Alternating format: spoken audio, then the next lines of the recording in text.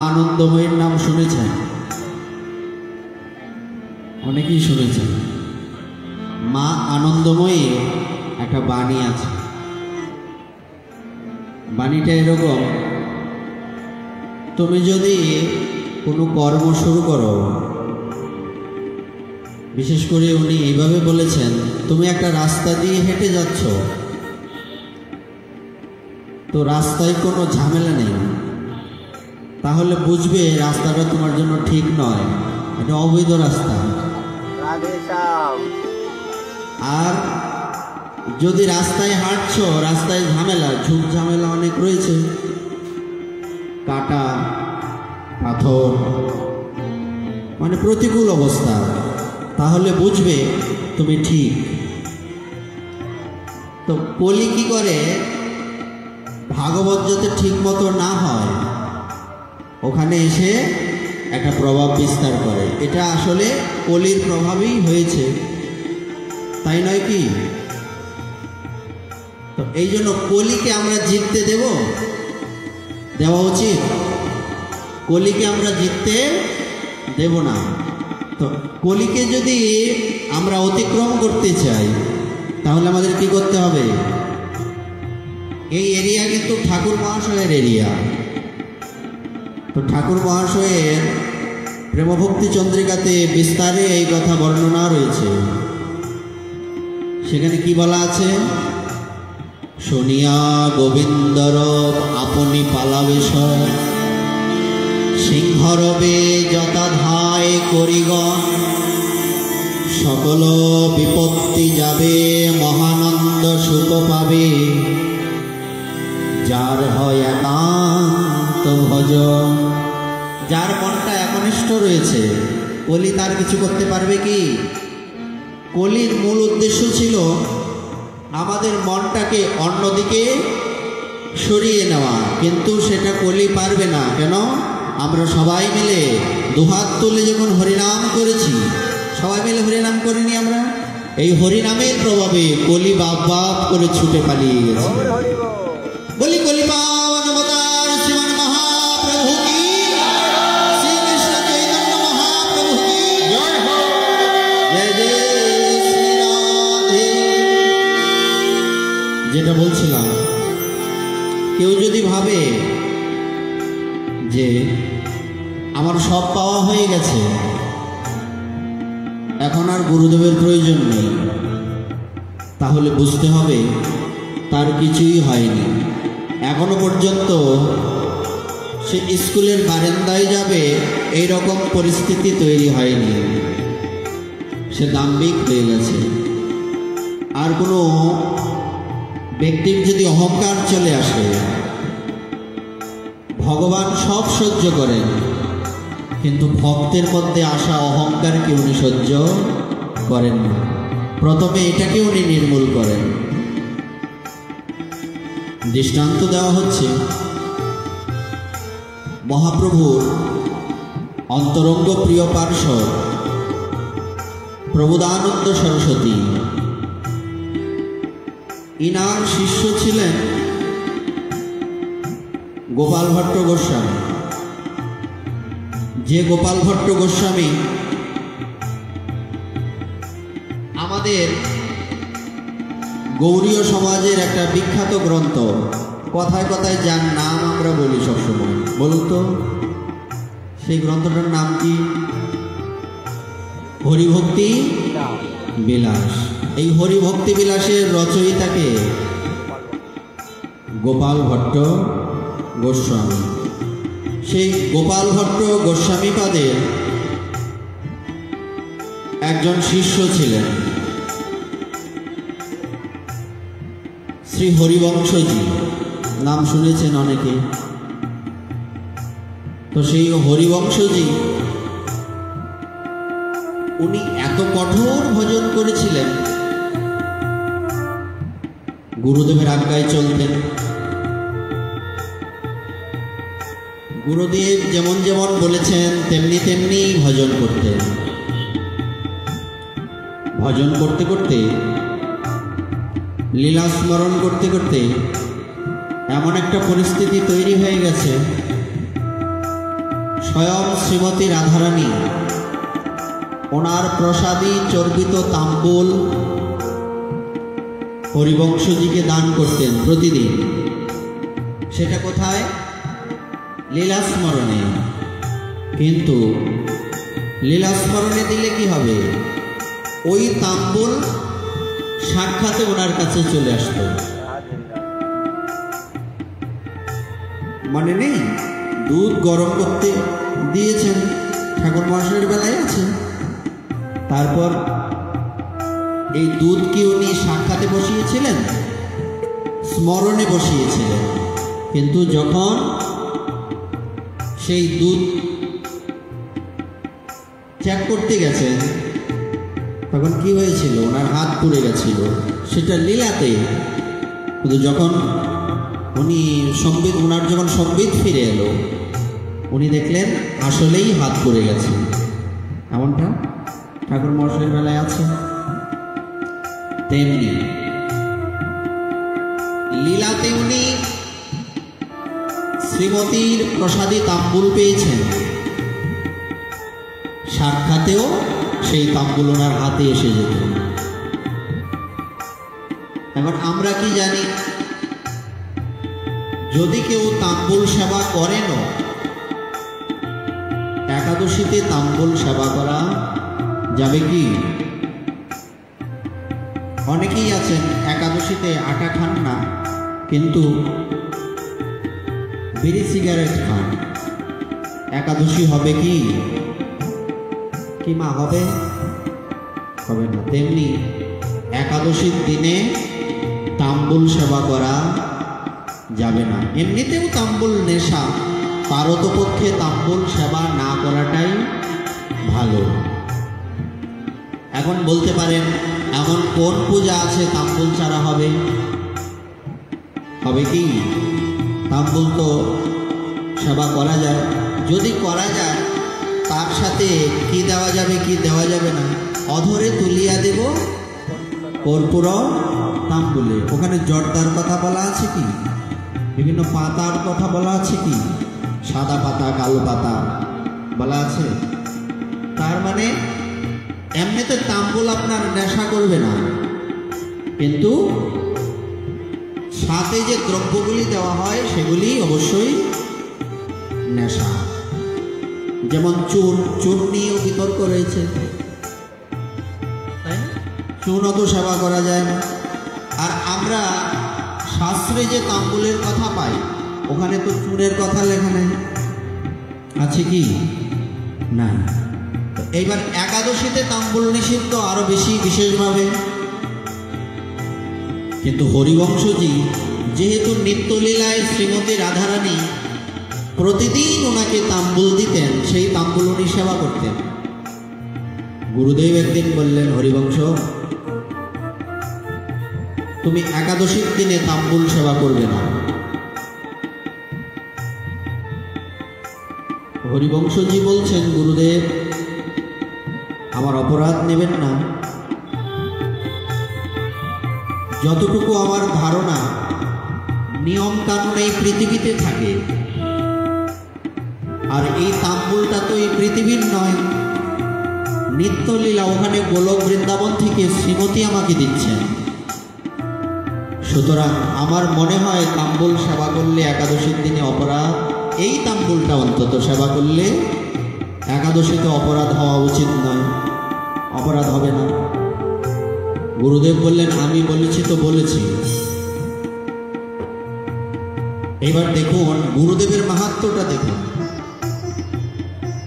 গোপাল ভট্ট গোস্বামীজি উনি শ্রীমতীর কাছে বলছেন, প্রাণেশ্বরী, আপনার কাছে একটা আমার বিনীত নিবেদন রয়েছে।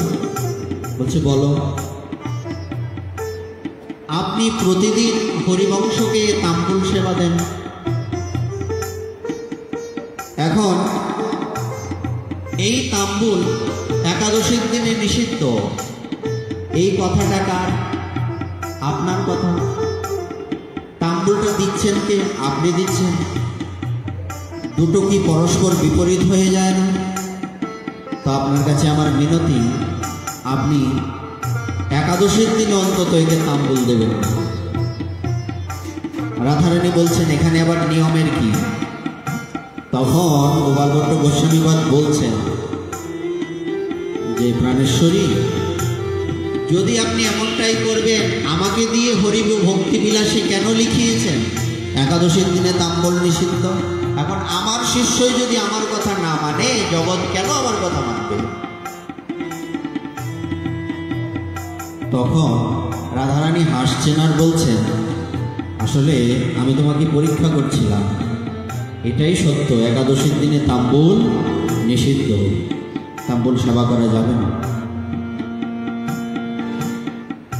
তখন এদিকে হরিবংশীর হৃদয়ের মধ্যে কিঞ্চিত অহংকার চলে এসছে, কিঞ্চিত নয় ভালো অহংকার চলে এসছে। কি অহংকার? আমি তো লীলায় সিদ্ধি লাভ করে ফেলেছি, লীলায় সিদ্ধি হয়ে গেছে না, তো আমাকে আর পায় কে? যেমন অহংকারী ব্যক্তির কিন্তু মাটিতে পা পড়ে না, একটা কথা বলে না যে তোর এত অহংকার হয়ে গেছে, অহংকারে তোর মাটিতে পা পড়ছে না, দেখিস তোর অহংকার বেশি দিন থাকবে না, নষ্ট হয়ে যাবে। গুরুদেব বলছেন, আমি বলেছি তো বলেছি, একাদশীর দিন তাম্বুল সেবা করা চলবে না। তখন গোপাল ভট্ট এই হরিবংশজি বলছেন, গুরুদেব এটা এক প্রকার গৌরিয়াদের ঘাট তেরামি কথা। ঘাট তেরামি কি? ওই যে একটা নিয়ম, কট্টরপন্থী নিয়ম, এটা মনে হয় করা উচিত হবে না। তখন গোপাল ভট্ট গোস্বামীজি উনি ওনার শিষ্যকে বলছেন, আমি তোমাকে ত্যাগ করলাম, তোমাকে আমি ত্যাগ করলাম, তোমার সাথে আজকের পর থেকে আমার কোনো সম্বন্ধ নেই, এবং আমি তোমাকে অভিশাপ দিলাম, দস্যুদের হাতে তোমার মস্তক ছিন্ন হবে। যেই কথা সেই কাজ, এখন থেকে তুমি আমার আশ্রমে থাকতে পারবে না। উনি চলে গেলেন, গুরুদেবের আদেশ। কিন্তু আগেই বলেছি, কোনো ভক্তের হৃদয়ে যদি অহংকার চলে আসে, তখন সেই অহংকারকে ভগবান সর্বপ্রথম নির্মূল করে দেবে। উনি গেছেন, চলে গিয়ে কি হলো? ওনার আগের মতো সেই লীলা স্ফূর্তি হচ্ছে না। কেন? কৃষ্ণ রুষ্ট হলে গুরু রাখিবারে পারে, গুরু রুষ্ট হলে কৃষ্ণ রাখিবারে না।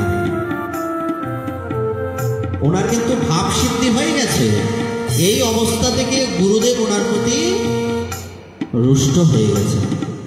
যেহেতু গুরুদেব রুষ্ট হয়ে গেছেন, এখন ভগবানও তার পক্ষে থাকবে না। ওনার হৃদয়ে অশান্তি চলে এলো। উনি বসে বসে ভাবছেন, গুরুদেব তো আমাকে ত্যাগ করে দিয়েছেন, আর উনি একজন সিদ্ধ মহাত্মা, উনি যেহেতু আমাকে অভিশাপ দিয়েছেন, দস্যুদের দ্বারা আমার মস্তক ছিন্ন হবে, এটাও হবে। কেননা এতদিন ধরে গুরুদেবের সাথে আছেন, গুরুদেবের শক্তি সম্বন্ধে কি ওনার ধারণা নেই? আছে। উনি বসে বসে কাঁদছেন, কেঁদে কেঁদে বলছেন, গুরুদেব দস্যুদের হাতে তো আমার মস্তক ছিন্ন হবে, কিন্তু মৃত্যুর আগে যদি একবার আপনার চরণে ধরে ক্ষমা প্রার্থনা করতে পারতাম, আমি কত বড় অপরাধী হয়ে গেছি। আমি গুরুদেবের চরণে অপরাধ করে বসেছি। কাঁদছেন বসে বসে। আমাদের শাস্ত্রে বলছে, অনুসূচনা করলে অর্ধেক পাপ নষ্ট হয়ে যায়, আর অনুশোচনা যদি সর্বোচ্চ স্তরে চলে যায়, পাপ থাকে না বললেই চলে। ওই যে হৃদয়ে অশান্তি ছিল, একটা অহংকার ছিল, তো এই জন্য অশান্তি। এই অহংকারটা যে দূর হয়ে গেছে, শরণাগতি চলে এসেছে, আমরা একটু আগে কীর্তন করছিলাম শরণাগতম গুরুদেব। শরণাগতি কার চরণে থাকবে? ভগবানকে কি আমরা দেখেছি? কে ভগবান? যদি বলি দেখিনি তা অপরাধ হবে বটে, কেন বিগ্রহ নও তুমি, সাক্ষাৎ ব্রজেন্দ্র নন্দন। এই সাক্ষাৎ যে বিগ্রহ রয়েছেন ভগবান বটে, তাতে কোনো সন্দেহ নেই। কিন্তু আমাদের কি সেই অনুভূতি সকলের আছে বিগ্রহ সাক্ষাৎ ভগবান? তাই বলা হয়েছে ভগবানকে তো আমরা দেখিনি, আমাদের কাছে আমাদের ভগবান হচ্ছেন শ্রীগুরু। যদি জীবনে উন্নতির চরমতম শিখরে আমরা পৌঁছতে চাই, তাহলে গুরুদেবকেই ভগবত জ্ঞানে পূজা করতে হবে। গুরু ব্রহ্মা গুরু বিষ্ণু গুরুদেব মহেশ্বর, গুরু সাক্ষাৎ পরম ব্রহ্ম তস্मै শ্রী গুরবে নমঃ। গুরুদেবই সমস্ত কিছুর মূল। তো উনি বৃক্ষতলায় বসে বসে কাঁদছেন। গুরুদেব, যদি মৃত্যুর আগে একবার আপনার চরণে ক্ষমা প্রার্থনা করতে পারতাম। গীতাতে ভগবান বললেন, অন্তকালে চ মামেব স্মরণ মুক্তা কলেবরম ইয় প্রয়াতি সমদ্ভাব ইয়াতি নস্তত্র সংশয়। মৃত্যুর সময় ইয়ম ইয়ম ভাব, যে যা চিন্তা করবে সেই অনুযায়ী পরবর্তীতে তার দেহ গঠিত হবে, সেই অনুযায়ী পরবর্তী স্থান তার জন্য নির্ধারণ করা হবে। এই কথা যখন ভাবছেন, দস্যুদের দ্বারা তার মস্তক ছিন্ন হল। কিন্তু যেহেতু উনি একজন ভজনানন্দী, সাধনায় স্মরণাঙ্গ ভক্তিতে ওনার সিদ্ধি হয়ে গেছে, সেই জন্য ওনার সেই ভজনের শক্তিতে ওনার মস্তকের মৃত্যু হয়নি। মস্তকটা যমুনার জলে পড়ে গেছে। মস্তকটা তখন গুরুদেব গুরুদেব জপছে। সত্যি তো আমাদের অন্তিম লক্ষ্য কি হবে? দেখুন, আমরা কেমন ভজন করি, কত শক্তিশালী সেই ভজনটা, যে ভজনের প্রভাবে আমরা মৃত্যুর সময় ভগবানকে স্মরণ করব। এমন ভজন কি আমরা করি? আর এত বড় দুঃসাহস আমরা কি করে করি? ভগবানকে বলবো, ভগবান আপনি তো কৃপাময়, মৃত্যুর সময় যাতে আপনার নামটা স্মরণ করতে পারেন। এটা এক প্রকার দুঃসাহস হয়ে যাবে। কেন?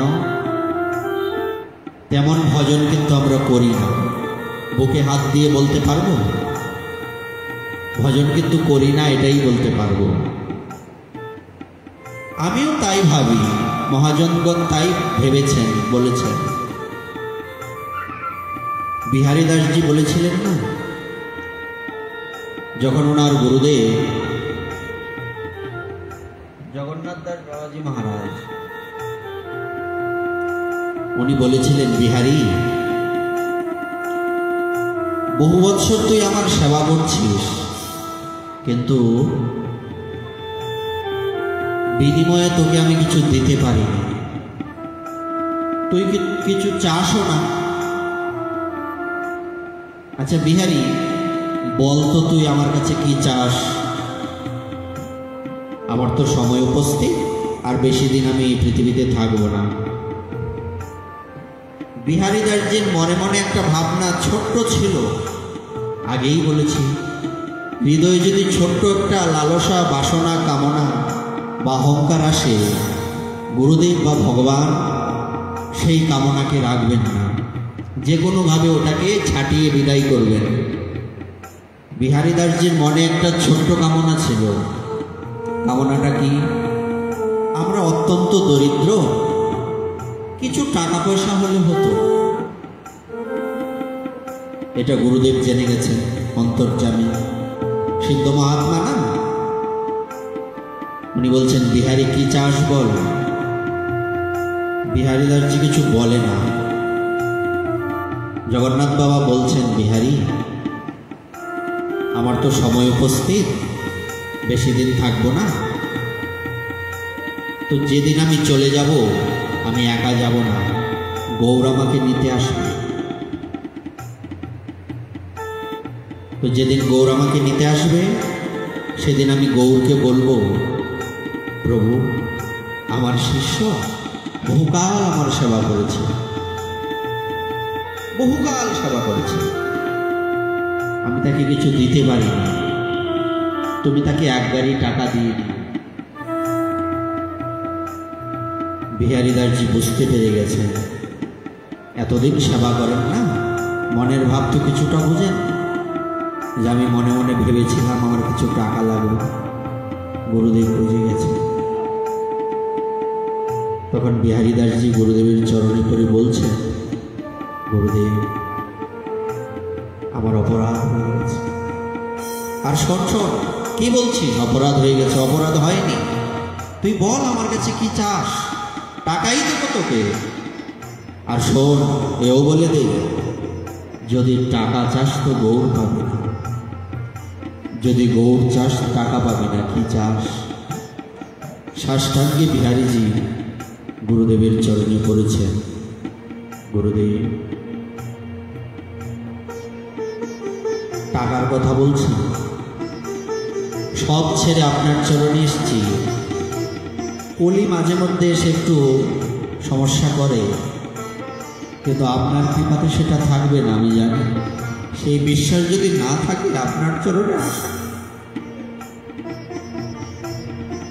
বলুন তো, যত বড় কলি আসো, যত বড় বাসনাই আসো, গুরুদেব যদি আপনার আমার প্রতি সহায় থাকেন, কিছু করতে পারবে? কিছু করতে পারবে না। গুরুদেব আমি যা বুঝলাম আপনার সাথে থেকে, যদি আমাকে দিতে হয়, আমার টাকাও লাগবে না।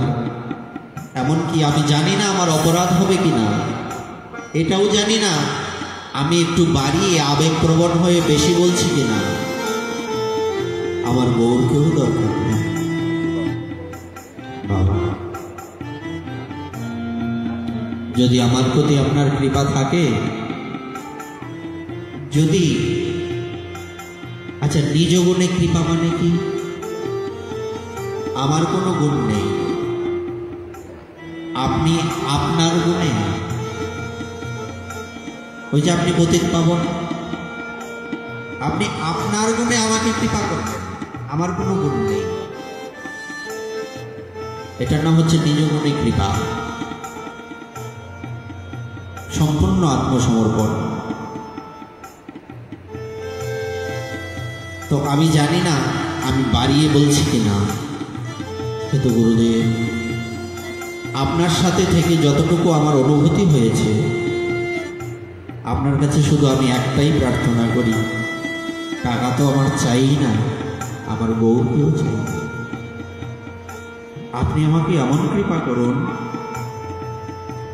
যাতে যেখানেই থাকি, এই পৃথিবীতে হোক, আমি যদি নরকে যাই,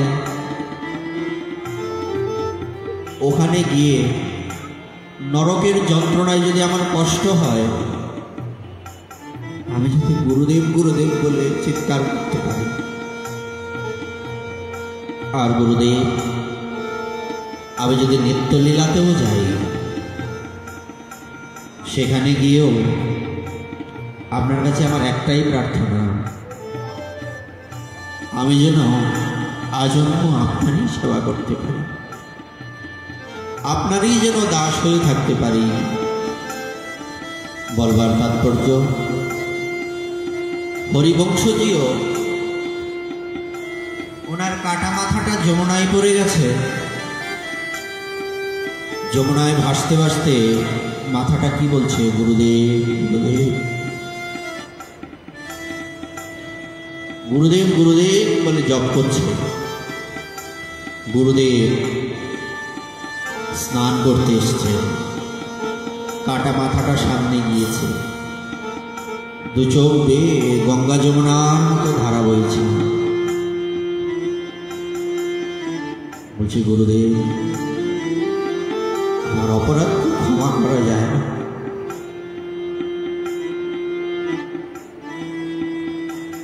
আসলে কি, যারা মহৎ হন, শুদ্ধ ভক্ত হন, ওনাদের বিষয়টা কেমন? সাধু যদি রাগও করেন, জলের মধ্যে দাগ দিলে যেমন দাগটা মুহূর্তের মধ্যে চলে যায়, সাধু রাগ করলেও সেই রাগটাও মুহূর্তের মধ্যে চলে যায়। গোপাল ভট্ট গোস্বামীবাদ বলছেন হরিবংশ, যাও আমি তোমাকে ক্ষমা করে দিলাম। আচ্ছা, গুরুদেব মানে কি? কোনো ব্যক্তি?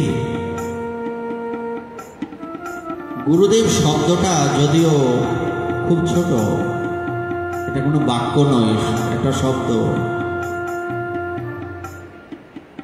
কিন্তু এর মাহাত্ম্য অত্যধিক।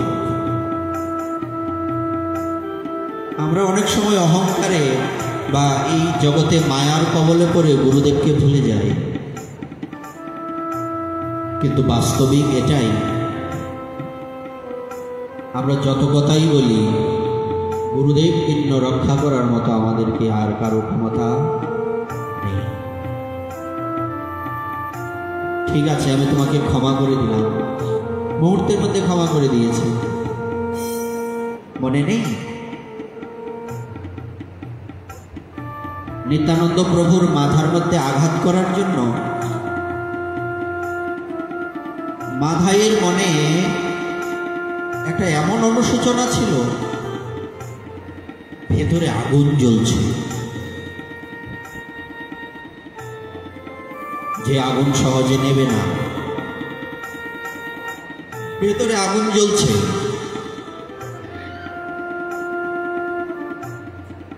ভেতরে এরকম বিরহ, বিরহের আগুন কি দেখা যায়? দেখা যায় না। মাদাইয়ের হৃদয়ের মধ্যে বিরহের আগুন জ্বলছে। মহাপ্রভুর কাছে গেলেন, মহাপ্রভু বললেন, মাধাই, আমি তো তোমাকে ক্ষমা করে দিয়েছি, তোমার কেন এত অনুশোচনা? তুমি শান্ত হয়ে যাও। বলছে, না প্রভু, আপনি আমাকে ক্ষমা করলে কি হবে, আমি আমাকে ক্ষমা করতে পারছি না। তাহলে ঠিক আছে,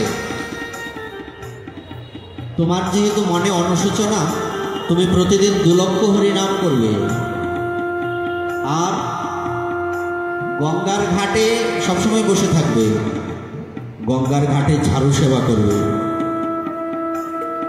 আর যত যত লোক গঙ্গার ঘাটে স্নান করতে আসবে সবার চরণে সাষ্টাঙ্গে দণ্ডবোধ হয়ে ক্ষমা চাইবে। তবুও যদি তুমি তোমাকে ক্ষমা করতে পারো। দেখুন, আমরা যে অপরাধ করি, অনেক সময় ভাবি আমি অপরাধ করেছি, কেউ দেখেনি, তর্কের খাতিরে মেনে নিলাম, ভগবান বললে কেউ নেই, ভগবানও দেখেননি। একবার ভাবুন তো, আমি অপরাধ করলাম, আমি কি আমার কাছে ধরা না? আমি কি আমার কাছে অপরাধী না? কখনো এরকম হৃদয়ে অশান্তি কাজ করে না? জগতের লোক দেখেনি, জগতের লোক কিন্তু দেখেনি, দেখেছে? দেখেনি, কিন্তু আমি তো আমার অপরাধটা দেখেছি। আপনারা কি বলেন? আমি তো আমার কাছে অপরাধী। সুতরাং মাধাইয়ের মনের মধ্যে এরকমই ভাবনা, মহাপ্রভু কি ক্ষমা করে দিয়েছেন, ঠিক আছে, কিন্তু উনি উনাকে ক্ষমা করতে পারছেন না। তো যাকেই দেখেন সাষ্টাঙ্গে প্রণাম করেন। একদিন ঘুরতে ঘুরতে সেই ঘাটে নিত্যানন্দ প্রভু গিয়ে হাজির হয়েছেন। নিত্যানন্দ প্রভুকে একা পেয়ে মাথায় চরণযুগল জড়িয়ে ধরেছেন। প্রভু, একটা কথা বলুন, লক্ষ্মণজির শরীরে আঘাত করার জন্য রাবণের বিনাশ হয়েছিল। আরো অনেক কারণ আছে, এর মধ্যে এটাও একটা কারণ। আমি সাক্ষাৎ আপনার চরণে অপরাধ করেছি, আপনার মাথায় আঘাত করেছি, আমার কেন মৃত্যু হলো? একটু ধ্যান দিয়ে শুনবেন, আমরা বিশ্রাম দিয়ে দেব, কেননা সময় আমাদের জন্য বসে থাকবে না। একটু মন দিয়ে শুনবেন। তো মাথায় ওনাকে নিত্যানন্দ প্রভু বলছেন, দেখো মাথায়, সন্তান কত মায়ের পেটে লাথি মারে, মা লাথি মারে না সন্তান, মা অপরাধ নেই। আমাদের এলাকার একটা ঘটনা, ঋষিপাড়াতে, নয়াকান্দি ঋষিপাড়া, এখানে এক ছেলে তার মাকে বুকের মধ্যে লাথি মেরেছে। একটু এটা বলেই বিশ্রাম দেব, কেউ একটু শান্ত হয়ে বসুন। তো উনি কয়েকজনের কাছে বিচার দিয়েছেন, তো 4-5 জন বিচারক এসে সেই ছেলেটাকে 2-3 ঘা মেরেছে, চর দিয়েছে। মা গিয়ে আটকাচ্ছে, বলছে দাঁড়াও, তোমরা আমার ছেলেকে মারছো কেন?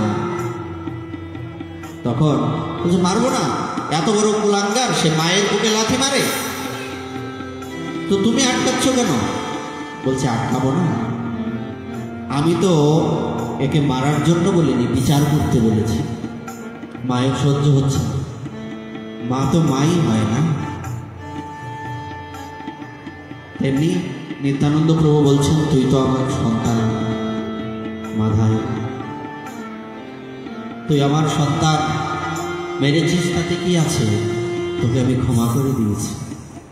আর নিত্যানন্দ প্রভু হচ্ছেন সমস্ত, আমরা যে গুরু বলি, সমস্ত গুরুদের মধ্যে উনি হচ্ছেন সর্বাগ্রগণ্য।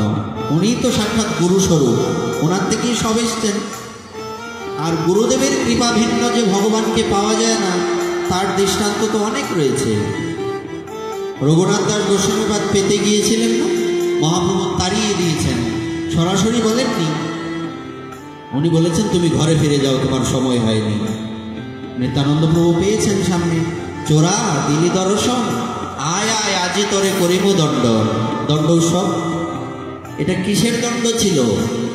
আমাকে ছেড়ে, আমাকে না বলে আমার সম্পত্তি মহাপ্রভু তাকে পেতে গিয়েছ, কত বড় দুঃসাহস তোমার! গুরু রেখে গোবিন্দ ভজে, সে নরধম নরকে মজে। তাই তোকে ক্ষমা করে দিয়েছি মাধাই, সুতরাং তোর চিন্তা করার কোনো কারণ নেই। তেমনি হরিবংশজিকে গোপাল ভট্ট গোস্বামীপাদ বলছেন, তোকে আমি ক্ষমা করে দিয়েছি। যে দৃষ্টান্ত স্থাপন করার জন্য এই পৃথিবীতে তোকে আসতে হয়েছে, সেই দৃষ্টান্ত স্থাপন করা হয়ে গেছে। গুরুদেবের আজ্ঞা পালন না করলে, গুরুদেবকে অবজ্ঞা করলে কি হয়? তোর মাধ্যমে জগৎকে ভগবান শিখিয়েছেন, যা চলে যা, নিত্যলীলায় শ্রীজির সেবা কর, আমি কিছুদিন পরে আসবো, তারপর দেখা হবে। বলবার তাৎপর্য এই হচ্ছে গুরু কৃপা। আমরা যাতে গুরুদেবকে অবজ্ঞা না করি, এই প্রসঙ্গটা আমরা আগামীকালকে আরো বিস্তারে বলবো। আমরা আর অগ্রসর হচ্ছি না, আপনাদের কাছে একটা মিনতি থাকবে, আগামীকালকে আরেকটু আগে আসা যায় কিনা, আরেকটু আগে আসবেন। দিনকাল ভালো নয়, তাই আগে ভাগে শেষ করতে হয়। আমাদের আলোচনা কি আজকে বিশ্রাম হওয়ার এই অবস্থায় ছিল? আমরা কিন্তু সঠিক সিদ্ধান্তে উপনীত হতে পারিনি। যে প্রসঙ্গটা আজকে বাকি রইল, আগামীকাল আমরা এখান থেকেই শুরু করব। আমরা এখন আর ভাগবত সপ্তাহ নেই যে আজকে এই পর্যন্ত শেষ করতে হবে, এরম আছে কি? এরম নেই। আমরা একটু ভেঙে ভেঙে গুছিয়ে বলার আগামীকালকে চেষ্টা করব। এই বলে আপনাদের চরণে প্রণাম জানাই। আজকের এই ভাগবতের একটি দেওয়া হবে। ও মাথায় রে, ও তোর ভাবনা কি আর আছে? একবার হরি বলে বাহু তুলে আই নেছে নেছে। ও মাথায় রে,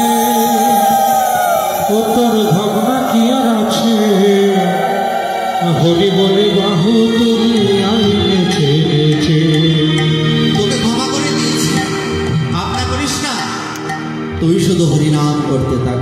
একবার হরি বলে বাহু তুলে আইনে ছেড়েছে। মাথায় রে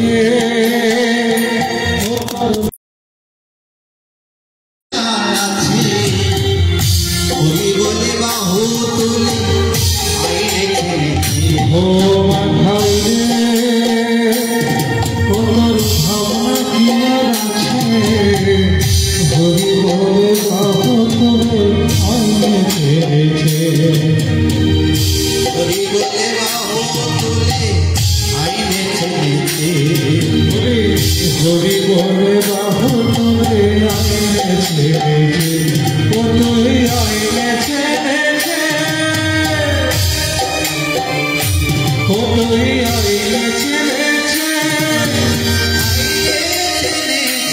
ও তুই আইনে ছেড়েছে, ও তুই আইনে ছেড়েছে, ও তুই আইনে ছেড়েছে। হরি হরি বলে বাহু তুলে, হরি হরি বলে বাহু তুলে, ও তুই আইনে ছেড়েছে। হরি হরি বলে বাহু তুলে আইনে ছেড়েছে।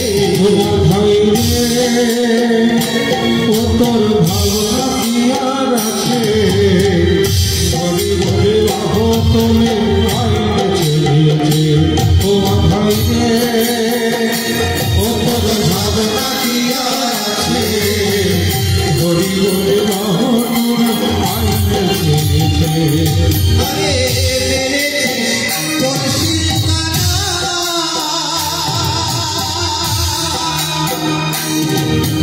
তাতে কি হয়েছে? মেরেছিস কলসির তারা,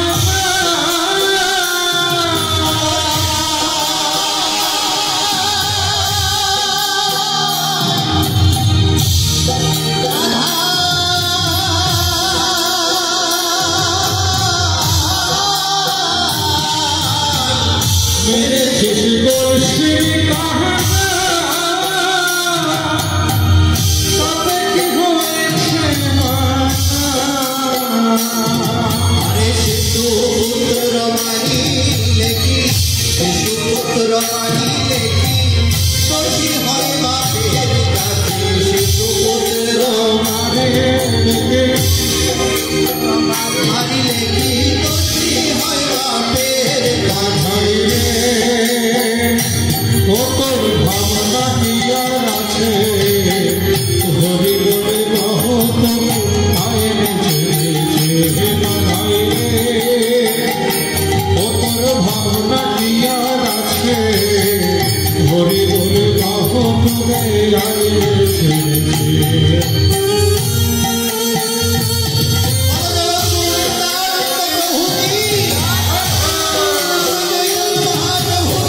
জয় হোক।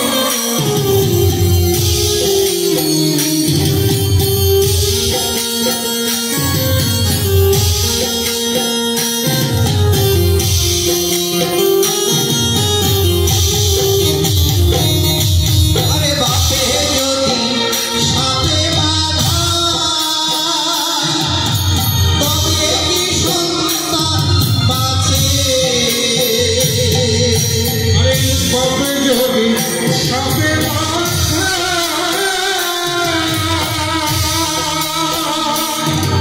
বলে তবে কি সন্তান বাঁচে।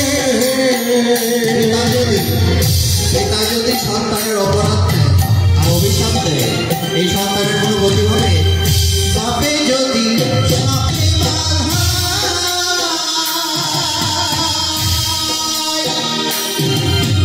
তবে কি সন্তান বাঁচে?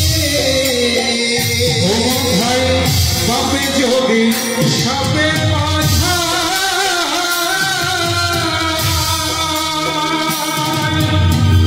তবে কি সন্তান বাঁচে। ও তোর বাপের বোঝা দে রে মাথায়, বাপের বোঝা দে রে মাথায়, বাপের ও তোর পাপের বোঝায় দেবে মাথায় যে জন্মের যত আছে ও তোর হরি বলে মায়ের ও তোর হরি বলে আইনেছে ও মাথায় রে ও তোর ভাবনা কি আর আছে হরি বলে বাহু তুলে আইনেছি মাথায় রে ও তোর ভাবনা কি আর আছে হরি বলে বাহু তুলে আইনেছি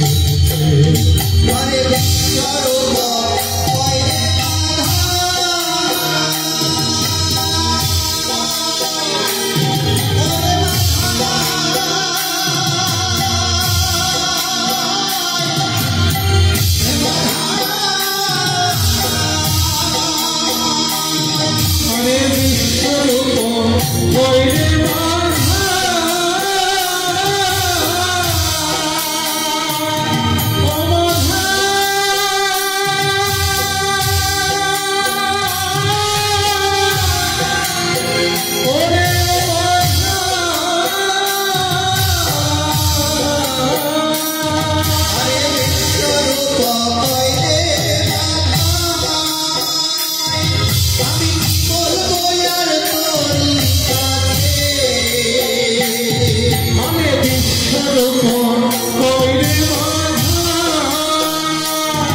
আরে বিশ্বরূপ কইরে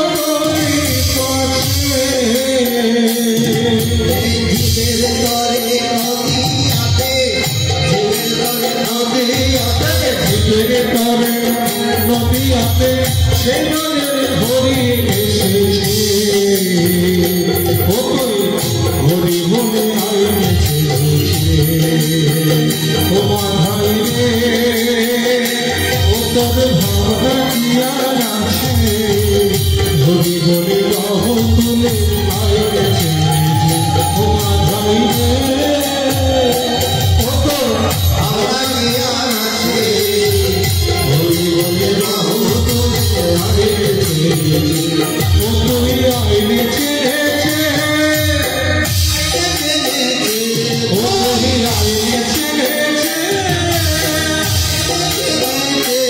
ওই প্রেমানন্দে হরি বলে আনন্দে হরি বলে আমার প্রেমানন্দে বাহু তুলে বাহু বলে হারি তাই হা গৌর বলে তাই হাগর বলে তাই গৌর হরি বলে গৌর হরি ও তোরাই ছেড়েছে হারি তাই হা গৌর বলে আইনে ছেড়েছে হরি বলে বাহু তুলে আইনে ছেড়েছে তোর ভাবনা কি আর আছে হরি বলে বাহু আইনে ছেড়েছে আমার রে ও তোর ভাবনা কি আর আছে হরি বলে বাহু তুলে আইনেছে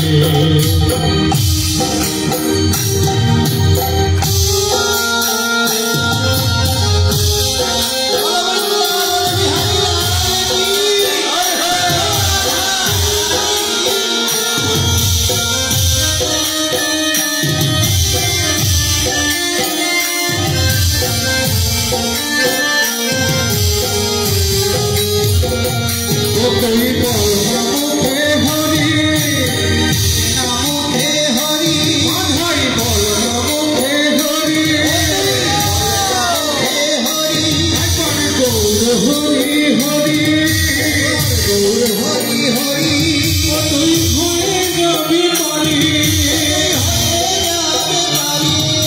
তুই হয়ে যাবি পারি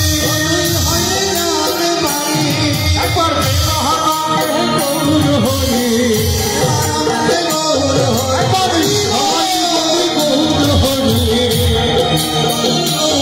ও তুই হয়ে যাবি পারি একবার মহানামে গৌর হরি হয়ে যাবি পারি হরি হরি বাহু তুলে আইনেছে ও মাথায় রে ও